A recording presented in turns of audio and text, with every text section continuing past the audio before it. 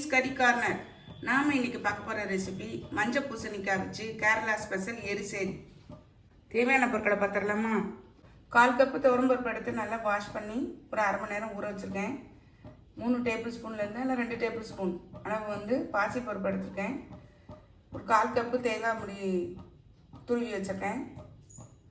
மஞ்சள் பூசணிக்காய் ஒரு 1/4 கிலோ அளவு எடுத்து தோல் நீக்கி சின்னதாக கட் பண்ணி வச்சுருக்கேன்.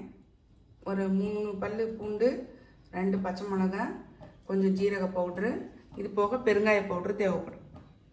அடுப்பில் ப்ரெஷர் பேன் போட்டிருக்கேன்.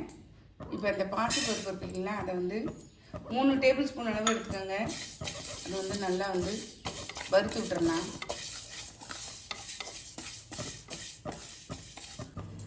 நல்லா வறுபட்டுச்சு பாருங்கள்.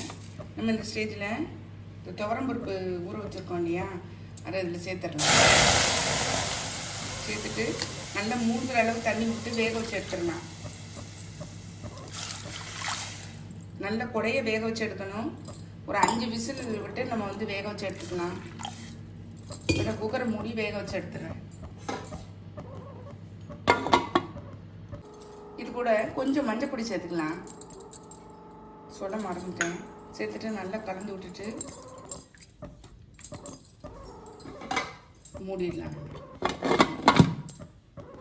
குக்கரில் கடாயை போட்டு தண்ணி விட்டுருக்கேன். தண்ணி விட்டு நம்ம இந்த மஞ்சள் பூசணிக்காவை நம்ம வேக வச்சு எடுத்துடலாம். தண்ணி விட்டு நல்லா வேகட்டும்.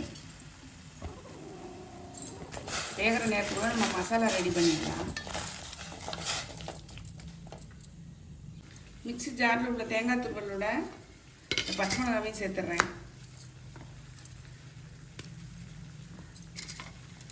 இந்த பூண்டையும் சேர்த்துட்றேன். இது கூட ஜீரகத்தூள் அதையும் சேர்த்துக்கிறேன். நீங்கள் ஜீரகத்தை கூட போட்டு அரைச்சிக்கலாம். நான் ஜீரகத்தூள் சேர்க்குறேன். நான் அரைச்சி வச்சிடலாம். இப்போ அரைச்சிட்டு வந்துட்டேன் பாருங்கள். இப்போ நம்ம அந்த காய் வெந்துச்சு, நம்ம அதோடு சேர்த்துடலாம். காய் நல்லா வெந்துச்சு பாருங்கள். நம்ம இது அரைச்சி வச்ச விழுதை இதில் சேர்த்துடலாம். இது தேங்காய், பச்சை மிளகா, பூண்டு, ஜீரகத்தூள், ஜீரகமும் போட்டு நம்ம அரைச்சிக்கலாம்.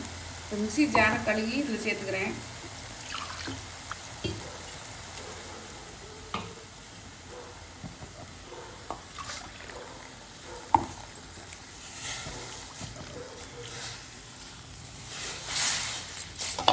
நல்லா பச்சை வாசனை போகிற அளவுக்கு நல்லா கொதிக்கட்டும். கொதித்து ஒன்றா சேர்ந்து வரட்டும், காமிக்கிறேன். நல்லா கொதித்து ஒன்றா சேர்ந்து வந்துச்சு பாருங்கள். இப்போ பருப்பு நல்லா மசிச்சு வச்சுருக்கேன். பருப்பு நல்லா மசிச்சு வச்சுருக்கேன். அதை ஒன்றா சேர்த்துடலாம்.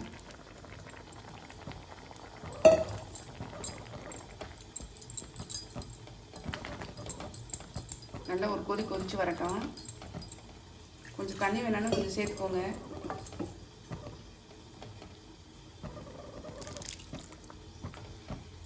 நம்ம இதுக்கு உப்பு சேர்க்கலை. இப்போ உப்பு சேர்த்துடலாம்.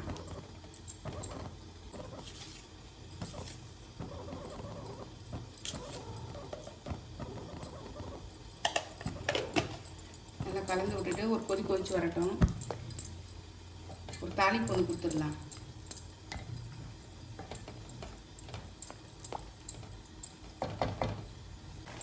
நல்லா பச்சை வாசனையெல்லாம் கொதிச்சு நல்லா ஒன்றா சேர்ந்து வந்துச்சு பாருங்கள். நம்ம இந்த ஸ்டேஜில் இறக்கிட்டு ஒரு தாளிப்பு ஒன்று கொடுத்துடலாம். தாளிப்பு கரண்டி போட்டிருக்கேன். இல்லை கடுகு சேர்த்துட்டேன். காஞ்ச மிளகா 2 கிள்ளி சேர்த்துக்கிறேன்.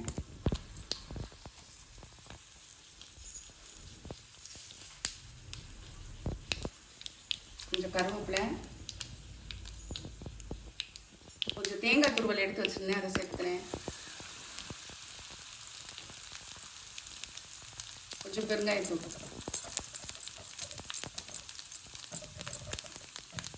இப்போ நம்ம அந்த தாளிப்பை அதில் ஊற்றிடலாம். இதை சேர்த்துட்டேன் பாருங்கள்.